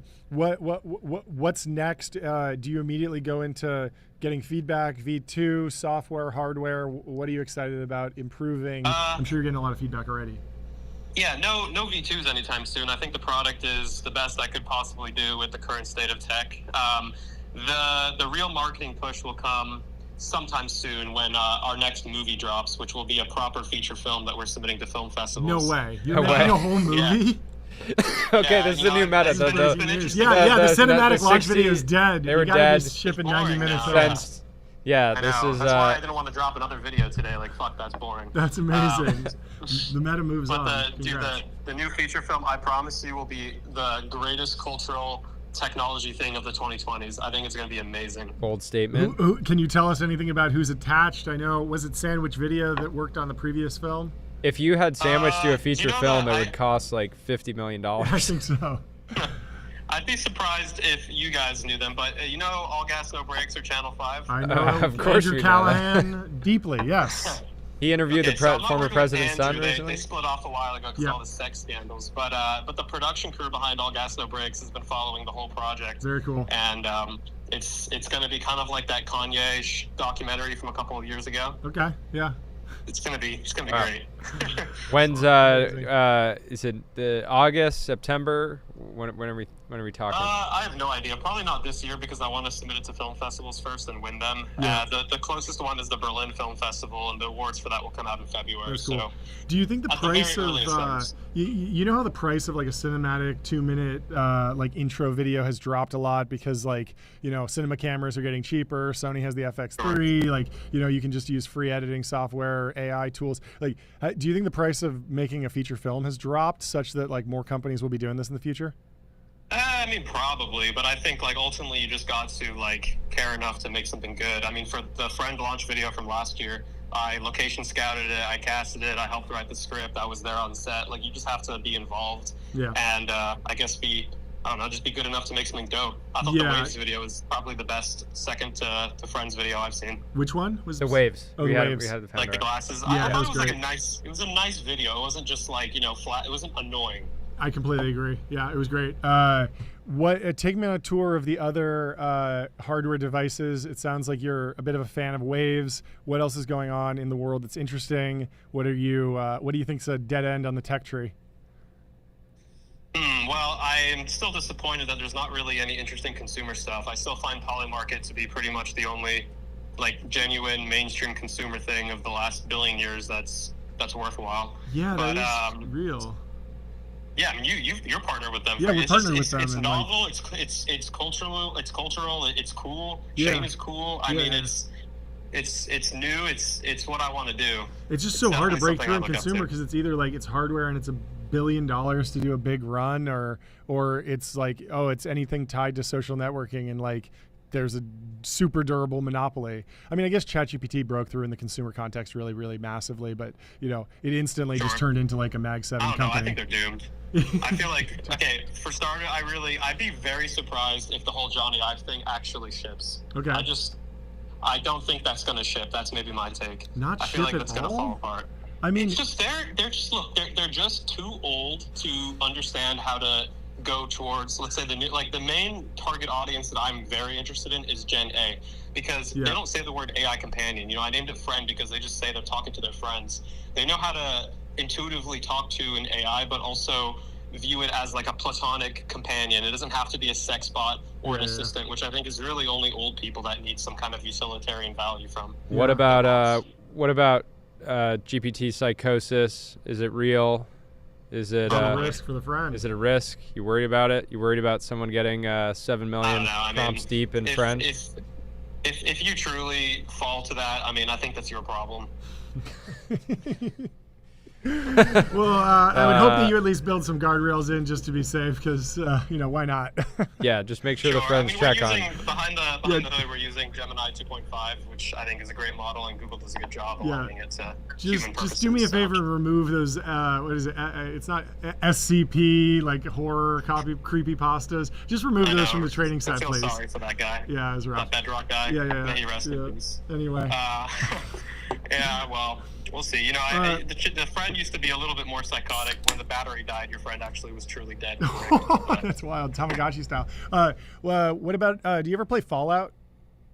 Sure, yeah. What about Pip-Boy? Is that a good idea? I was pitching that to people. If you're on Shark Tank, would you invest in that if you were a shark? I do think that like single feature consumer electronics will be popular again. I don't understand why everyone's got this boner of trying to build the iPhone of AI when the iPhone never came out without the iPod. With Friend, at least I tried to just do one single feature and do it well end to end. Yep. I think there'll be more products like that. People want interesting new form factors and to kind of disperse from their phone a little bit, but not replace it. People want to scroll their TikToks. That's just not going away anytime soon. Yeah. The phone's kind of end of history. Heat is forever. People are going to be on their phones, but then Apple Watch sort of broke through. VR headsets. The Apple Watch did not break through. You don't that is think the so? most dorky product of all time. I would never even want to wear a watch. I would say probably half our guests wear an Apple Watch. So you're like $100 billion in revenue a year. Didn't break through. It's a failure. Wind it down. AirPods. Just AirPods. And cringe. It doesn't matter. I hear you, and I agree with the aesthetic criticism, but certainly the idea of a computer on your wrist is somewhat popular. It sounds like you're wearing one right now. I'm not. I am a proud brand ambassador for Bezel. I appreciate mechanical watches. Okay. I appreciate Holy Trinity appreciator. Vacheron Constantin. They would never think to put a battery in that thing. Yeah, personally, I don't want to be tied to time like that, but sure. Shots fired at the watch community. Wait, so you don't tied watch to time? Oh, okay. No time whatsoever. What does Gen Alpha think about AirPods? Are they always in, or is it are AirPods? I know that some people doing interviews with them in. And they're they're in Really? transparency mode, and it's that's the crazy. I don't know. cultural I don't shift. even wear headphones really. It's just get a good speaker system. What and about listen to normal music. what about analog cameras? You carry a film camera or Leica Q3, something like that? Sure, dude. I just bought the same camcorder they used in 28 Days Later, that zombie film. No way. Highly recommend it. Yeah. We sir. brought a VHS camcorder with us, or mini DV on this trip to do a little. Do you vlog. think And our what buddy do Zach you? Pogrov's doing it It's right now. exactly the mini DV. Yeah. What's Our buddy your Zach Pogrov's doing what's it, your so read? What do you think it's fun. Zuck is going to do in the AI companion space? Yeah, good question. AI friendship. I think it'll just make the concept you don't buy a dog because you have the low self-esteem, and I don't think AI companionship, which right now people think is just a product for lonely people or people with low self-esteem, etc. I think it will just be a new kind of companion that people will have in their lives. Makes sense. Anything else, Jordy? Oh, this is great. Congrats on shipping. Congrats on shipping. I Where can believe you're people get it? sending. I don't know if you already sent one. Friend.com. I don't know if you already sent What a one to us, URL. but happy to purchase and support, and we'll bring it into a show. It's gonna be a high I'll stakes. send you one, Jordy. High stakes demo. You're gonna the friend will be with us live for 3 hours. So Okay, well, you might have to wait a couple of years then. No, I mean it's okay for No, something I to. got you. We'll ship it out to you this month. Yeah, that'd be awesome. Yeah, we do a bunch of product demos with our intern Tyler as well. We can demo it in a smaller setting, a segment on the show. Maybe That not would the be full fun. show. I hope you enjoy the whole thing. I think we'll have some fun with it. people yearn for opinionated hardware again, and I think there's not a single user-facing detail that at least I did not choose. So it doesn't matter if you like it or don't like it. I love it. It's something I chose. Yeah, I'm so sick of Christmas and the holidays coming around, and it's like, I can't get you music because you already have Spotify and you don't want a CD anymore. I can't get you a book because everyone has Audible. I can't get you a DVD set because everyone has iTunes. And like, just the gift, I feel like the gift economy has been nerfed by the proliferation of the big internet, tech. and you're like kind of bringing it back. And it's like, even if somebody wants an Apple Watch, like they'll probably just buy that themselves. It's pretty rare to like make it a good gift. Whereas this is something that's unexpected just by virtue of the fact that you're a new company. And so I feel like if I gifted this to a few people, it would be a surprise and delight. Maybe they don't love it forever, but it's something that's new and it's different and it's fresh, and I love that. Well, maybe for Christmas time. Also, John, I mean, I don't even have internet at my house. I just listen to vinyls and CDs. Okay, yeah, but you have to admit you're in the minority there. I don't know. I think I'm starting a new wave. Okay, well, expect all 600 hours of TBPN pressed on vinyl under your Christmas tree in December 25th. You should actually do that. That would be great. Expect it. If you have a record player, you're going to be listening to our sultry tones, right now. reading Ben Thompson articles on vinyl. Be great. Anyway, we'll talk to you soon, Avi. Congrats. Peace. Bye. Thank you. Anyway, opinionated young man in tech. We love it. Always a fun conversation. We love it. Also get on FinAI. Fin.ai, the #1 AI agent for customer service, the best performing AI agent for customer service, delivering higher quality customer experiences and higher resolution agents. Bake-Off champion of the world. And there was an interesting Australian rocket launch that happened. It was very interesting. It did not go very well. The rocket Eris, launched by Gilmore Space Technologies, was designed to carry small satellites to orbit. It goes up. It kind of slides. It went for 14 seconds. And it was a little bit of a crazy slide to the left. This sad to see, but you have to you got to fail. Apparently in aerospace, in rocket science, you got to fail a lot. Even Elon is failing. We were watching this video with somebody and was like, was anyone on board? It's like, obviously not. We send satellites to space. We don't send humans to space. I don't think we should laugh at the misfortune or the failure, but there was a very viral and funny post where someone was saying, imagining the Australians saying, "Arr, no." Very funny. But yeah, I mean, it is very fortunate that we're in the era of autonomous rockets from day one, and so you can blow them up a lot. And rockets are tough too. It's hard to hide a catastrophic failure. You can launch your AI, you can launch your agentic workflow, and it can fail.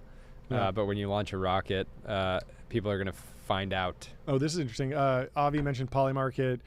There's a trader on Polymarket who's up $750,000 and just can't seem to lose. They have $2.4 million on rates going unchanged today. They'll profit another $100,000 if they're right. Better trader than Pelosi. And wow, they really went all in. And they were right. So they made another 100K. What an impressive trader. Crazy. Yeah, it feels like a lot of the people on Polymarket have scaled up to being it's more like a hedge fund, and it's their professional job. Like the famous example of the person who called the Trump thing, right? It was he was paying for his own polling data just to make that bet. In other news, Palo Alto Network acquired CyberArk for $25 billion. Good name for a company, Palo Alto Networks. Sand Hill Road company. Probably didn't raise money. Great name. My my dad's family moved to Palo Alto, I think in 1906. Yeah. So way back. 1906. But they bought CyberArk for $25 billion. CyberArk is an Israeli identity security provider, and Palo Alto Networks is down 6.24% today. Didn't like it. So never know with these things. Sure. Well, in other acquisition news, Sam Ross shares that Numeral has acquired Spend Ruby. As part of this acquisition, we're excited to welcome the entire Ruby card team to Numeral. This marks our first acquisition, and it's been a long time coming. They first met during Y Combinator's winter 2023 batch. They became fast friends, given our shared experience building and supporting e-commerce brands. It turned out that I wasn't the only one who had dealt with the nightmare that is sales tax. The team will join the engineering team to help accelerate our global offering, including integrations and industry-leading tax engine. Together, we'll solve one of the hardest problems for growing businesses, sales tax compliance. I agree. I've experienced it myself, and I use Numeral for my e-commerce company. Joe Weisenthal was talking about GDP, also talking about the odds of the Fed rate cut, which we already covered. The odds have dropped substantially, as they probably should, given that the American consumer is undefeated and the American economy continues to be on a tear. Speaking of Apple products, Freya Lobo says, one of my longest standing hobbies is thinking about whether I should get an iPad. It's not about the iPad. It's about imagining an alternative life I might live as someone who has an iPad. Love to wonder about it. 52K. Apparently, this struck a chord. Apparently, many people dream of an iPad life. Yeah. When the latest iOS came out, and everyone was like, "Okay, the liquid glass is a little crazy. We don't know if we like this. It's cooking Tyler's phone. It's not maybe the best update yet. They'll get it there, but it's amazing on iPad." And I was like, "I want an iPad. I want it." But then I actually thought about my day-to-day of doing the show and writing and screenshotting stuff, and I was like, I think I would hate it. Yeah, my dad's retired, and when I see him use an iPad, I go, "Oh, what a simple but nice life." You know, if you can just leisurely tap around, maybe read an email, fire off a thumbs up emoji. You don't have to do much. Well, whether you use an iPad or an iPhone or a Mac or some other device to access the internet, you got to go to public.com. Investing for those who take it seriously. Another question about Jin says, not a single person from Thinky or Anthropic took Zuck's offer. Why? Some good reasons here, some of which we covered. Already rich, mission greater than mansion. They've seen AGI, hate big corp life. Upside is higher. Value of money is diminishing post AGI. No faith in Meta or Zuck, and people are voting. Def not 6 because a Lambo is a Lambo pre or post AGI. Fact check. True. Experts confirm this is true. Kosh over on the Ramp team. I don't know if this was intentional. Ramp was valued at $22.5 billion, 225, 225, and he says bench 225 a little easier this morning. Feeling absolutely jacked. So shout out to the numerology on Kosh. 225 is really good. Mike Isaac says, pretty clever. Someone who claims to have scraped public listening data from a number of public figures, politicians, celebrities, journalists, spun up their alleged playlists and made it into a site. Thankfully, mine isn't too embarrassing, but others, ... And people were talking about Palmer Lucky's. He listens to all the hits. He likes pop. And he was like, this is mine. And I'm proud of it. And everyone was like, this is amazing. I got to listen to Palmer's list. But PanamaPlaylist.com if you want to check it out. Also, like sort of an odd data leak. Like this happened during the election. The Venmo transactions were public, and so they'd find like JD Vance's Venmo, and then they'd see like JD Vance paid someone else, so they're connected. So if you're out there and this is funny. So are you on? Down your stuff. You're on this list. You're on the Panama playlist. Let's go. There's a playlist here from you called Immortal. Oh yeah. And it's the Four Seasons. Yes. Concerto. Yes. Hero, Family of the Year. Jesus Walks. I'm on the list as well. I don't even know what this playlist is. I'm proud of my playlist. You're free to go listen to them if you'd like. I should just make them all public. I love let's see. Playlists. Keith Raboy. He listens to Deadmau5. A lot of good EDM. He's sent Alesso.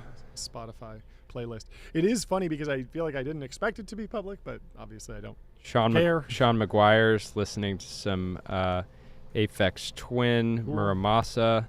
Yeah, I don't know. This is so random. I don't use public play. Is Masayoshi Son on there? I feel like we got to go. Delian is listening to some Creedence Clearwater. That's cool. I like that. Gary Tan is listening to Crumb. Okay. It's an interesting list here. We gotta figure out to really curate that so when people land on it. We're working on a playlist for a little something tomorrow. Oh, okay, cool. We'll have to put the Four Seasons on there. That's right. Baldy, one of the greatest. Something like that. Speaking of tomorrow, Inspired by Oomph RU, the 2003 Dom Perignon, where the heat wave killed 5,600 people and made the best grapes of all time. Have you heard this lore about Dom Perignon? Apparently there was a crazy heat wave in 2003, and now it's a beloved vintage of wine. I had no idea. I did not know that. I need to learn more about that. Anyway, Percy Jackson was right. SF is the new Rome, says Lucas. Both SF and Rome have exactly 7 hills, temperate, sunny sea climate. Status is a pilgrimage site where immigrants working to become citizens, center of a productive valley, sea, military, industrial, business power. And look at this photo. It's not going to translate on the stream, but this I had no idea that the Palace of Fine Arts could be shot with the is this one better? I don't know. I'll hold it up. I don't know. We're there. Go to 4. Yeah, camera 4. There we go.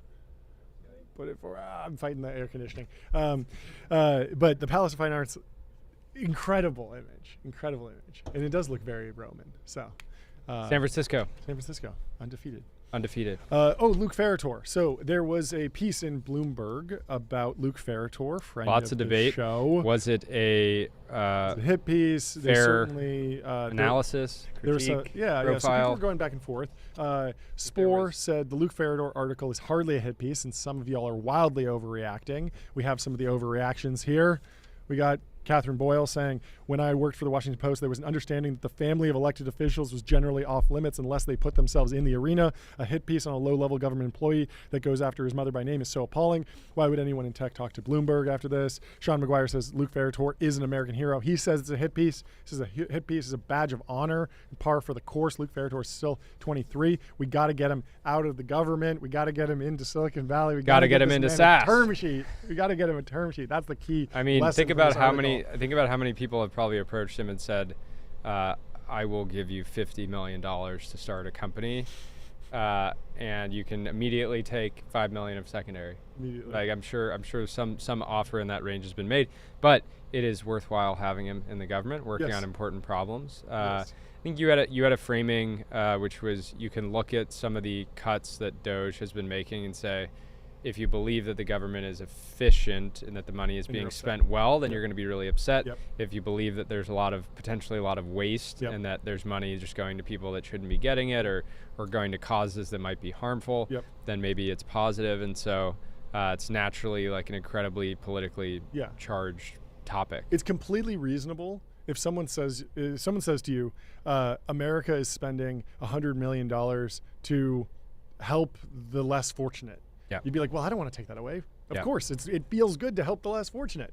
But if you dig in and you find out that it's like, well, that's what it said, but in fact it was all going into someone's pocket who's super rich, you'd be like, wait, why are we doing this? This makes no sense. And so the stated names of every program are always with the best intentions. But I mean, you know this from running a business. You spend money on a lot of different projects. Some of the projects go off the rails and you need to cut them. And so the idea that like cutting spending is super controversial. This is something that was done in the Obama administration. Like it should not be as politically charged as it is, but unfortunately we are in a very, very politically charged environment. So Casey Hanmer was particularly upset about this article. He said, disappointed but not surprised by the tone of the article. The authors tried desperately to smear Luke Ferrator with their poorly engineered invective, but instead only showed their limitation of their vision and the mediocre cowardice of their sources who couldn't even air their own uninformed opinions under their own name. Not a single mention of the ballooning deficit, not a single mention of collapsing state capacity. Implied that USAID was cut because Luke misread some database, and not that Doge found that USAID had illegally ignored an executive order by continuing to pour money into unaccountable foreign NGOs, some of which was illegally coming back into partisan U.S. organizations.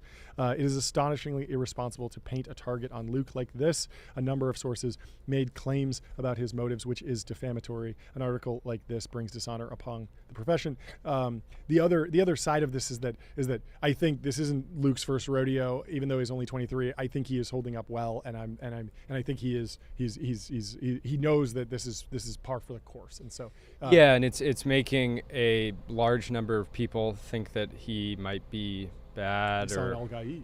Oh, sorry. well, no, like this could be an example where where 1 million people think that he's bad and that he should be removed, and then 50,000 people are crazy. think that like I will support this person throughout my entire life. And all it takes is like one crazy person to be really, really destructive. So rough. Anyway, Spore has the other side of the argument, says the Luke Ferrador article is hardly a hit piece. Some of y'all are wildly overreacting. You don't just like that a technologist is being scrutinized for working in an extremely important governmental position. Sorry, but the Fourth Estate has no reason to kowtow to Silicon Valley. And I kind of agree with this. Like, I'm a taxpayer.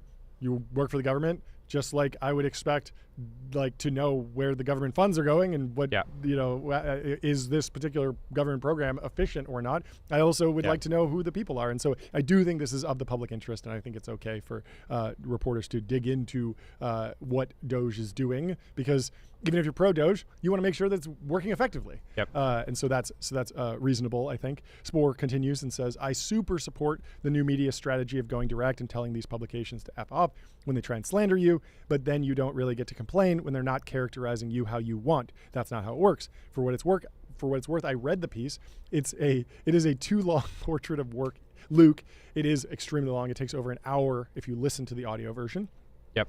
His history and experience, and spends a ton of time on some of his most impressive accomplishments. I agree with that. It is very, very interesting. And they were nice enough to make him look very cool in the picture. I thought so. Although the red coloring does make it look a little like Darth Vader-esque. Then it gets a bit critical, and yes, it does include some stupid jabs, but again, if you're going to work in the government in a highly public and highly controversial role, people are going to look into you. They're going to find things they don't like and talk about it. That's the game. Obviously, the publication does not like Doge. They don't like Elon or Trump. And so, a glowing piece was never going to happen. But if you genuinely read this piece and think they slandered him and dragged his name through the mud, you and I are reading two different articles.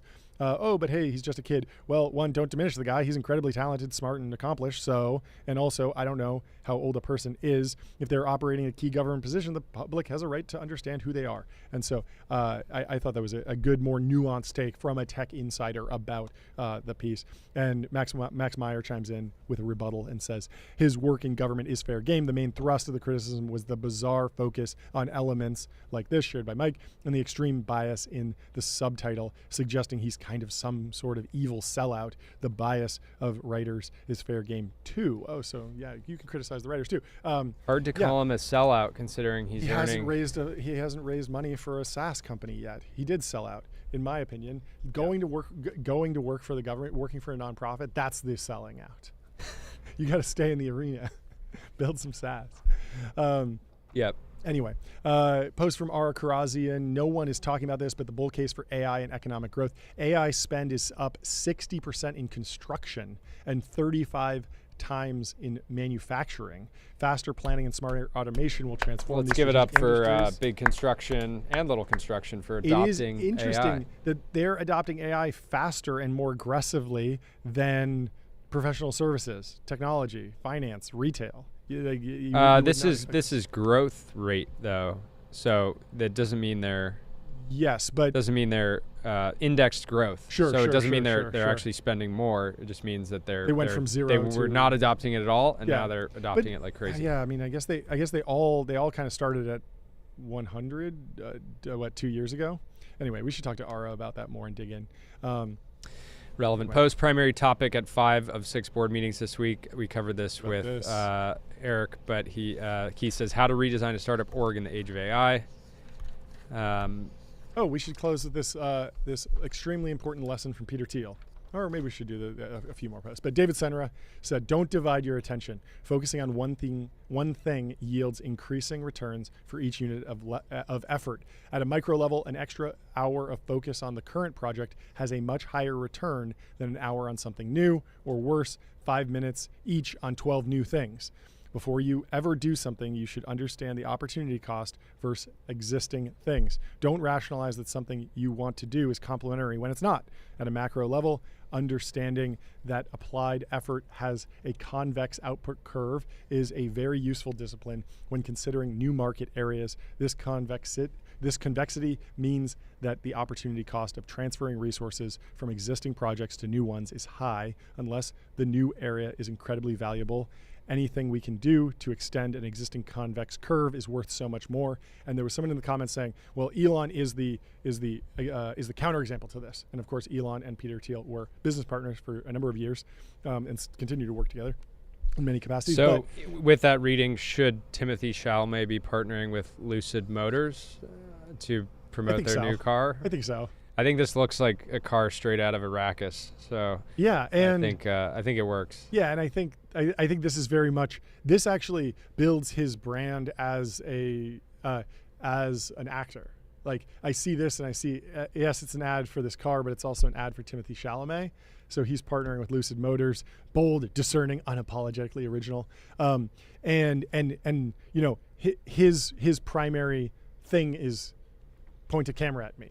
And so this is an extension kind of the that. main thing. It is the main thing. And this does not feel, if he was starting a car company, I might be like, okay, well, that's probably going to pull you away from the next, really killing it in the next Dune sequel. Yeah. But I was debating with someone with this about Elon. I think we mentioned this on another show, but people say, oh, Elon has so many different things. He was the CEO of just one company at a time for 13 years straight. So he starts Zip2 in 1995. He doesn't become the CEO of Tesla until 2008, and at that point he was already the CEO of SpaceX. And so he was effectively like a one CEO person. He had a few different companies back to back because one sold and he couldn't run it anymore. He was ousted, but he was basically just focused on one thing for 13 years straight. And so I think a lot of people will say, like, well, Elon can do it, and it's like, yeah, I mean, he exited a company for over $1 billion very early in the dot-com boom, and then also spent 13 years focusing on things. So maybe if you're at that stage of your career, maybe that makes sense, but be very, very careful. In other news, Kate Clark has a scoop. Iconic Capital will lead Anthropic's next mega round, valuing the OpenAI rival at $170 billion. Hit the gong, John. QIA and GIC are also in talks to invest. This is pretty wild. They're adding $120 billion to their valuation since the last financing. Iconic. Really? It was only at 50 last time? Sorry, 110. So they were at like somewhere around 60. That's crazy. It's such a big gap. And I think Anthropic is expecting to be run rating at around 10 billion by the end of the year. I know.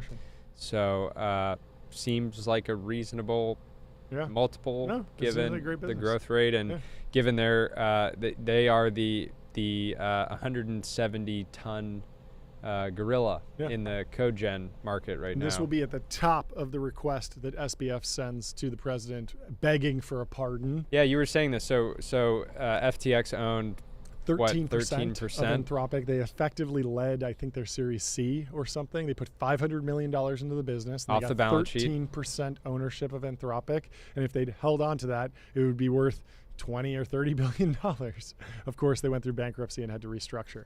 And whoever bought that position is doing very nicely. Exactly. So bit of a liquidity crunch going on, and a lesson there about don't get over your skis. If you're effectively a bank, maybe set up a separate vehicle for your private market illiquid investing, because you could get caught.